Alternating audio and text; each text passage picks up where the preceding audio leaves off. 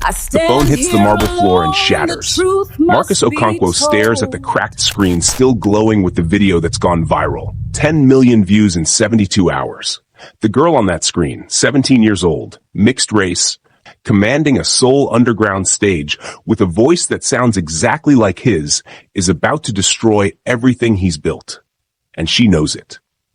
The caption under the video reads, "Looking for my father. Africa's biggest coward." His hands won't stop shaking because he knows what's coming next. In 3 days, she'll release a song that names him. In 3 days, the secret he's buried for 17 years will detonate across 2 continents. But what terrifies him most isn't the scandal. It's the fact that when he looks at her face on that screen, he sees himself. And he sees the woman he abandoned. This is the story of how one night in a recording studio created a daughter neither parent was prepared for, but only one of them refused to accept. What Marcus chose to do would haunt 3 lives across 17 years. And the reckoning? It's already begun. Marcus was untouchable in 2008, 3 platinum albums, headlining festivals from Lagos to Johannesburg, Afrobeats royalty at 32. But Africa wasn't enough. His manager, Dele, had brokered something bigger, a collaboration with Korean producers, a fusion album that could break him into Asia. 6 months in Seoul, studios, distribution deals, the kind of crossover that could make him a global icon.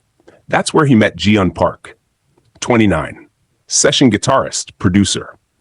The woman who would give him the sound he needed and the child he'd never claim. She was brilliant, quiet, precise in ways that balanced his chaos. The first week was professional. The second week, they stayed late after sessions. By week 3, Della was warning him. "Focus, Marcus. We're not here for romance." But Marcus didn't listen. He never did.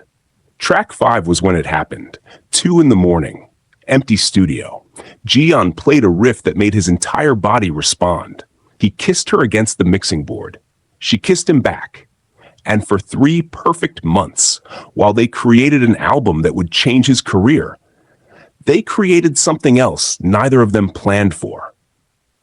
The pregnancy test came back positive the same week the album dropped to critical acclaim. Jeon showed it to him in the studio bathroom, her hands trembling, and Marcus felt his world tilt. "We'll figure it out," he told her, pulling her close. "I'm not going anywhere." He believed it when he said it. He really did. But what happened in Dele's office 2 days later would turn Marcus into the man his daughter would spend 17 years hating. Deal didn't yell. That's what made it worse. He sat behind his desk, hands folded, and spoke with the cold precision of a man calculating losses. "You're about to sign the biggest endorsement deal of your career. Samsung, Korea, 3 years, $15 million. They're selling you as the bridge between Africa and Asia, family-friendly, respectable, clean image." He paused. "They will not accept a scandal, especially not a black baby born to an unwed Korean woman." Marcus felt his stomach drop. "That's my child, Dele." "That's a career ender, Marcus." Dela leaned forward. "Korea isn't like home. The colorism here is real, brutal. Your mixed child will be rejected by Korean society. Jeon will be ostracized. And you'll be done. No Asia, no global crossover. Back to playing regional venues." He let that sink in. "Or you can walk away. Quietly. Send money. She keeps the baby if she wants. You keep your career. Everyone wins." "Everyone wins?" Marcus's voice cracked. "I have a daughter coming." "You have a choice," Della corrected. "Make it." Marcus didn't sleep for 3 days. He told himself he was thinking it through, weighing options. But really, he was just letting cowardice win slowly instead of all at once. He went to Jeon's apartment on the 4th day. She opened the door with hope in her eyes, and he shattered it in under 2 minutes. "I can't do this," he said, standing in her doorway like a stranger. "The timing's wrong. My career, the deals, everything I've worked for is on the line." Jeon's face went blank. Not sad. Not angry, just empty. "So that's it? You're leaving? I'll send money, support, whatever you need. But I can't be a father right now. I can't be seen as a father." The words tasted like poison. Get out. Her voice was ice. Jiyeon, please, get out. She slammed the door in his face. He stood there for 5 minutes, waiting for it to reopen. It never did. Marcus flew back to Nigeria the next week, signed the Samsung deal, did press tours, smiled for cameras, and every single night for 6 months, he dreamed of Jiyeon's face in that doorway. But he didn't call. He didn't go back. He told himself it was better this way. Cleaner. He was wrong.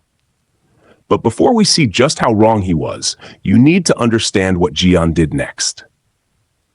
Because the choice she made in the weeks after he left would shape the daughter who's now hunting him down. And what she wrote in her diary the night her daughter was born would become the evidence that destroys him.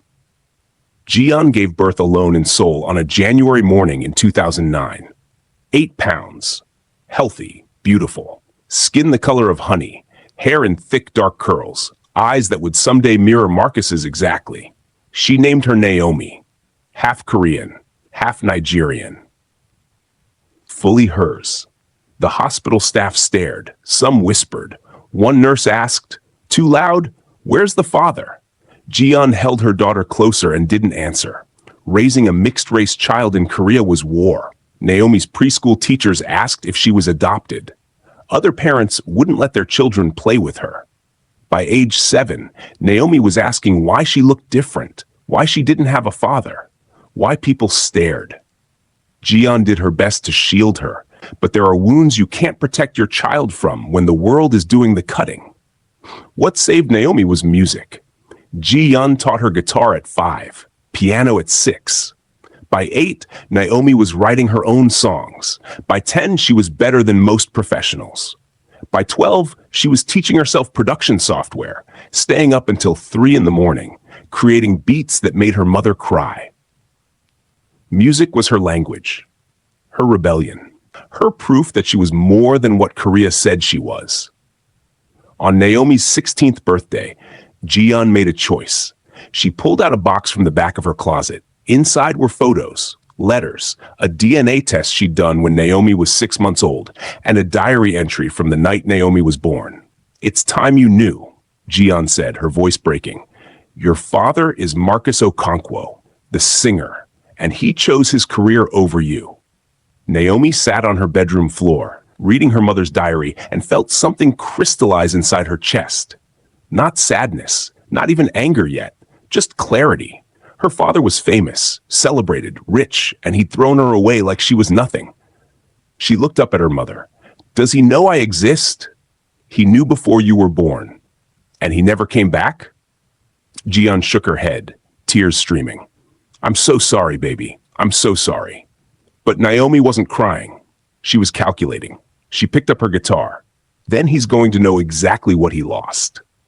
What Naomi did over the next year would set everything in motion. And the song she wrote 3 days after learning the truth would become the weapon she'd use to force a reckoning. Naomi started posting music anonymously. No face. Just her voice and instrumentals. Her handle? The Unwanted. Her songs were raw, furious, beautiful. Half in Korean, half in English.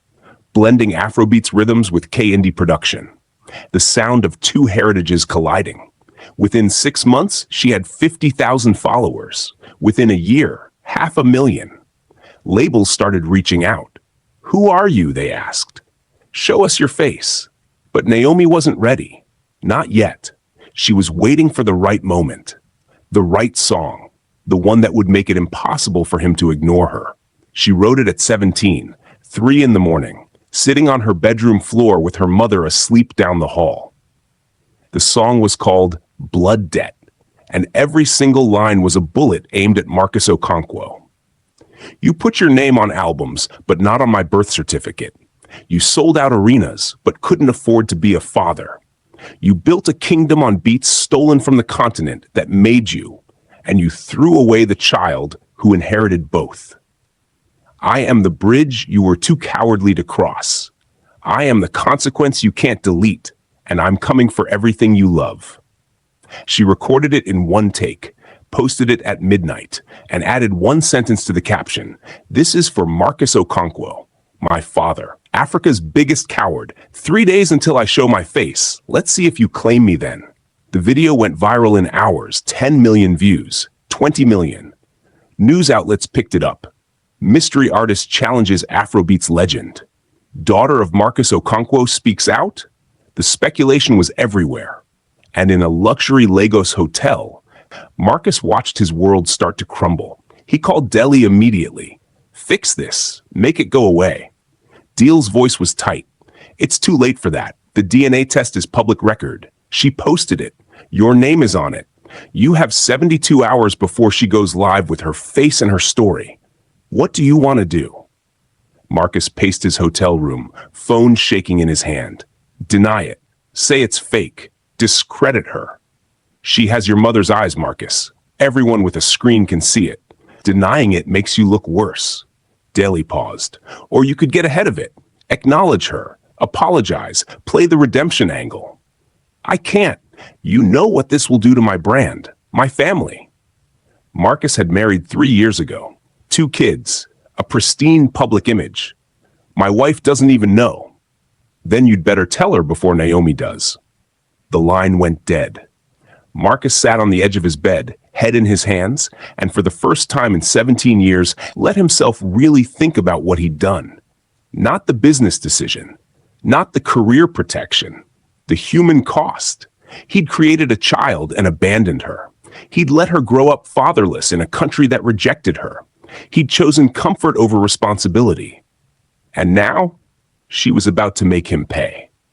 But what happened when he finally saw her face would change everything he thought he knew about regret. The live stream went up exactly 72 hours after the song dropped. 30 million people watching. Naomi sat in her childhood bedroom, guitar in her lap, and looked directly into the camera. She didn't smile. She didn't cry. She just spoke. My name is Naomi Park. I'm 17 years old, and this is my father. She held up a photo. Marcus at 30, standing with Jian in a Seoul studio, smiling, in love, before the cowardice. He knew about me before I was born. He promised my mother he'd stay, and then his manager told him I'd ruin his career, so he left. He sent money once a year, anonymous wire transfers, like I was a bill he had to pay, not a daughter he helped create. She picked up her guitar. I grew up thinking something was wrong with me, that I was too black for Korea, too Korean for Africa, that I was the mistake he had to hide. But I'm not the mistake, he is. She started playing. The song was new, softer than Blood Debt, more devastating, called Inheritance, about growing up with half a history, half a name, half a chance. The comments exploded, 50,000 in minutes. Support, outrage, demands for Marcus to respond. Marcus watched from his hotel room, and something inside him broke. Not his pride. Deeper than that.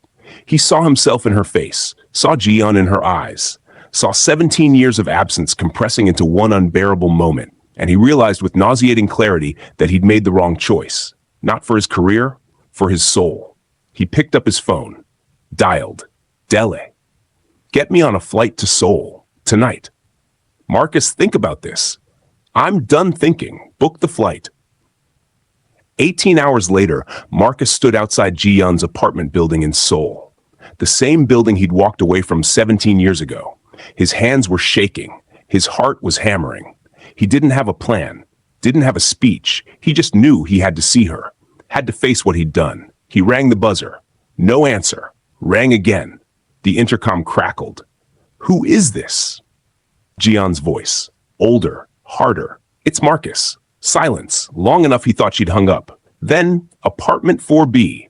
Don't make me regret this. The door to 4B opened before he could knock. Jian stood in the doorway, aged but still beautiful, eyes burning with 17 years of anger. You have 5 minutes. Say what you came to say. Marcus opened his mouth, closed it. Started again. I'm sorry. I know that's not enough. I know nothing I say can undo what I did. But I'm sorry. I was a coward. I chose wrong. And I've spent 17 years lying to myself that I made the right decision. You destroyed us.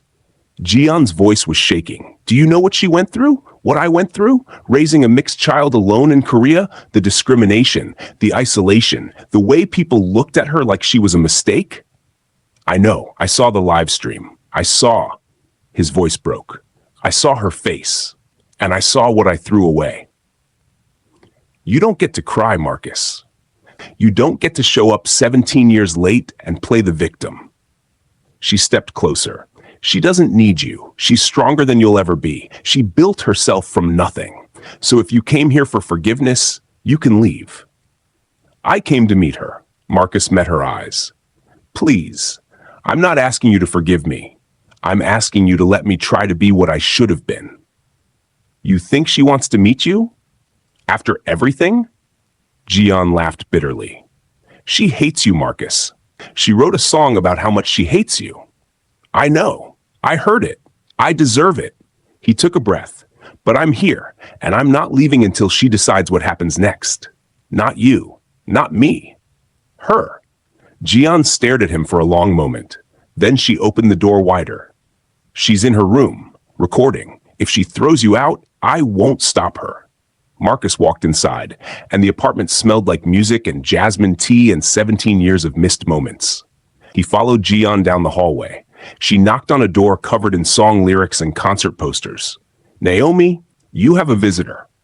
The door opened, and for the first time since the day she was born, Marcus looked at his daughter face to face. She was taller than he expected, had his nose, Jian's mouth, eyes that held both continents. She looked at him with an expression he couldn't read. Not anger, not curiosity, something colder, assessment. So you came. Her voice was steady, controlled. I came. Marcus's throat was tight. I saw your live stream. I heard your song. And you're right about all of it. I am a coward. I did choose wrong. And I don't expect you to forgive me. But I need you to know that not a day has gone by where I didn't think about you, where I didn't wonder what you looked like, what you sounded like. If you hated me, I did hate you. Naomi crossed her arms. For years. I hated you so much it felt like poison. But then I realized something. Hating you gave you power. It made you important. So I stopped. I turned it into music instead. And now I'm more successful at 17 than you were at 25. Marcus flinched. You should be. You're more talented than I ever was. Don't patronize me. I'm not. I listened to everything you've posted. You're extraordinary. You have a gift I can't even comprehend, and you did it without me, which means you don't need me. He took a breath. But I need you to know that I was wrong, and if you'll let me, I want to try. I want to know you. I want to be the father I should have been. You can't be that father. Naomi's voice went quiet. That father would have been there when I was born, when I learned to walk, when kids called me ugly because I was mixed, when I cried because I didn't understand why I wasn't enough for you to stay. Tears were forming, but she refused to let them fall. You can't rewind time, Marcus. You can't undo 17 years. I know, but I can start now, if you let me. Why now? Because I went viral? Because I exposed you? You didn't come back when I was anonymous. You came back when it hurt your reputation. Marcus felt the accusation land like a fist. You're right. I should have come back years ago. I should have fought for you from the beginning, but I can't change the past. All I can do is try to be better now. Naomi looked at her mother. Jian's face was unreadable. Then back at Marcus. I don't owe you anything. Not my time, not my forgiveness, not a relationship. I know, but I'll make you a deal. Her eyes hardened. You want to be my father? Prove it.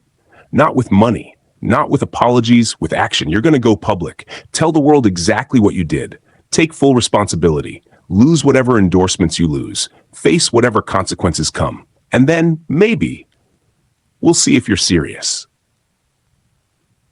Marcus felt his stomach drop. Everything Dila had warned him about, the Samsung deal, his marriage, his reputation, all of it on the line. He looked at his daughter, standing there with her mother's strength and his stubbornness, and realized this was the test. This was the moment he'd been running from for 17 years. He pulled out his phone, opened Instagram, 23 million followers, turned on the camera, and went live. My name is Marcus Okonkwo, and I need to tell you the truth. His voice was shaking, but he didn't stop. 17 years ago, I met a woman in Seoul. Her name is Jiyeon Park. We fell in love. She got pregnant, and I abandoned her. I abandoned my daughter because my manager told me it would hurt my career, because I was a coward, because I chose fame over family. The comments started flooding in. Shock, anger, disbelief. The viewer count climbed. 500,000, a million, 2 million. My daughter's name is Naomi Park. She's 17, and she's more talented, more brave, and more honest than I've ever been. I don't deserve her forgiveness. I don't deserve her time. But I'm here, publicly, telling you that I was wrong, that I hurt two people I should have protected, and that whatever consequences come from this, I accept them. He looked directly at the camera. Naomi, if you're watching this, I'm sorry. I can't undo the past. But I'm here now, and I'm not running anymore. He ended the live. The silence in the apartment was deafening. Naomi stared at him, something shifting in her expression. Not forgiveness. Not yet, but maybe the beginning of possibility. That wasn't for show? She asked quietly. No. Marcus met her eyes. That was me choosing you. Finally. Jiyeon wiped tears from her face. Naomi stood frozen, processing. Then slowly, she nodded. Okay, we start from zero. You don't get to be called dad. You don't get family privileges. That you earn every single piece of trust. Understood? Understood. And if you disappoint me again, we're done. Forever. I won't. I swear I won't. The news broke globally within hours. Marcus Okonkwo admits to abandoning daughter, endorsement deals pulled, concert venues demanding statements, his wife filing for separation. The cost was immediate and brutal. But when Marcus's phone rang at midnight, and it was Naomi asking if he wanted to hear the new song she'd written, he answered without hesitation. It's called Second Chances, she said. It's about forgiveness being harder than hate. Want to hear it? Marcus closed his eyes, phone pressed to his ear, and listened to his daughter's voice. And for the first time in 17 years, he felt like he might be able to live with himself. The redemption wouldn't be easy. There would be arguments, setbacks, moments where Naomi would push him away and Marcus would have to prove he was staying. But 6 months after that first meeting, Naomi released her debut album. It topped charts in Korea and Nigeria simultaneously, something Marcus had never achieved. And in the album credits, under special thanks, was one line. To Jiyeon, who gave me everything, and to Marcus, who's learning how. Marcus framed that album, hung it in his new apartment in Seoul, where he'd relocated to be closer to his daughter, where he showed up to her performances, where he sat in the back and watched her command stages he'd once walked, where he slowly, painfully earned the right to be called something more than a mistake. On Naomi's 18th birthday, Jiyeon invited him to dinner. Just the three of them, small, quiet. Over dessert, Naomi looked at him and said, I wrote you something. She handed him a folded piece of paper. Marcus opened it, a song lyric called Inheritance. Not the one from the live stream, a new one. You gave me DNA and a voice that breaks glass. You gave me stubbornness and a need to prove myself. You gave me abandonment and the strength to survive it. You're not the father I needed. But maybe you're becoming the father I've got, and maybe that's enough.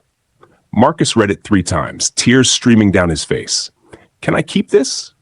Naomi smiled. Small, genuine. Yeah, you can keep it. That night, Marcus posted a photo on Instagram, him, Jiyeon, and Naomi, sitting at a dinner table, smiling. Not perfectly, not without history, but together. The caption was simple. Family isn't just biology. It's choice. It's work. It's showing up even when you're 17 years late. Thank you for giving me a second chance. The comments were mixed. Some people forgave him, some never would. But the 3 people in that photo, they were building something new, not erasing the past, but learning to live with it. And in a world that loves redemption stories but rarely demands accountability, theirs was messier, harder, and more real than any fairy tale. Because some mistakes can't be fixed. But some people are brave enough to try anyway. If this story moved you, if it made you think about family, forgiveness, and the cost of our choices, do me a favor.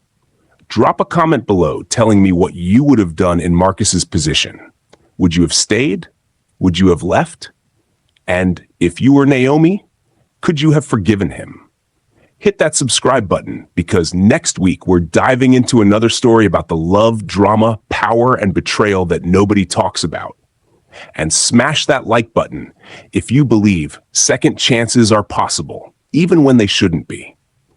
The truth is complicated, but it's always worth confronting. Some stories don't have happy endings. They have honest ones. And sometimes that's the only ending worth fighting for.